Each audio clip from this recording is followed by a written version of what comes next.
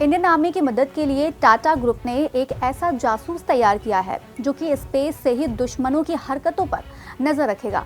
खास बात यह है कि ये जासूस कोई इंसान नहीं बल्कि एक सैटेलाइट के रूप में है। ये भारत का पहला ऐसा मिलिट्री गार्ड स्पाई सैटेलाइट है जिसे प्राइवेट सेक्टर द्वारा तैयार किया गया है। इस सैटेलाइट को एलन मस्क की कंपनी स्पेस एक्स के रॉकेट से लॉन्च किया जाएगा, लेकिन इस सैटेलाइट का कंट्रोल यूनिट भारत में ही बनकर तैयार होगा।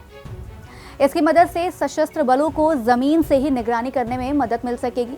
तो आइए जानते हैं कि सैटेलाइट कब लॉन्च होने वाला है और क्या है इसकी अन्य खासियत। दरअसल भारत का पहला सैन्य ग्रेड जासूसी satellite Tata advance system limited यानी कि TASL द्वारा बनाया गया है। लैटिन अमेरिकन कंपनी सैटेलॉजिक के साथ पार्टनरशिप में इस सैटेलाइट को तैयार किया गया है। इस सैटेलाइट का निर्माण हाल ही में पूरा किया गया था और इसे बहुत जल्द अप्रैल में लॉन्च कर दिया जाएगा। इसे स्पेस एक्स रॉकेट से लॉन्चिंग के लिए फ्लोरिडा भेज दिया गया है, लेकिन इसका ग्राउंड स्टेशन बेंगलुरु में ही बनकर तैयार हो रहा है, जो कि बहुत जल्द ऑपरेशनल भी हो जाएगा।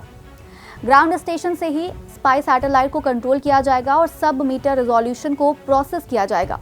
इसकी मदद से 0.5 मीटर स्थानिक रिजोल्यूशन के साथ तस्वीरें भी मिल सकेंगी, जो सशस्त्र बलों को निगरानी करने के लिए ज्यादा कंट्रोल देगा। यही नहीं, जरूरत पड़ने पर इस सैटेलाइट से मिली तस्वीरों को मित्र देशों यानी कि पड़ोसी देशों के साथ भी साझा किया जा सकेगा।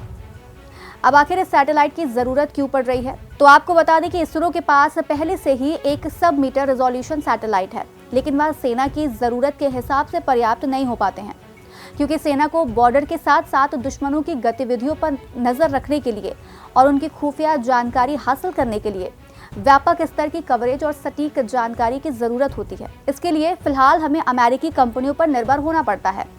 ऐसे में सैटेलाइट से सेना की विदेशी कंपनियों पर निर्भरता कम होगी और तुरंत डेटा उपलब्ध हो सकेगा। इतना ही नहीं, ये सैटेलाइट पड़ोसी देशों को भी निर्यात किया जा सकता है। इसके बेंगलुरु प्लांट में हर साल 25 ऐसे लो अर्थ ऑर्बिट सैटेलाइट बनाए जा सकते हैं।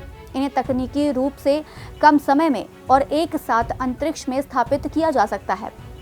सैटेलाइट बनने के अलावा भविष्य के पेलोड को भी देश में विकसित किया जा सकता है और सेना की जरूरतों के हिसाब से कस्टमाइज किया जा सकता है। आज कार्यक्रम में इतना ही। हम फिर मिलेंगे कुछ नई जानकारी के साथ। तब तक के लिए मुझे दीजिए इजाजत। नमस्कार।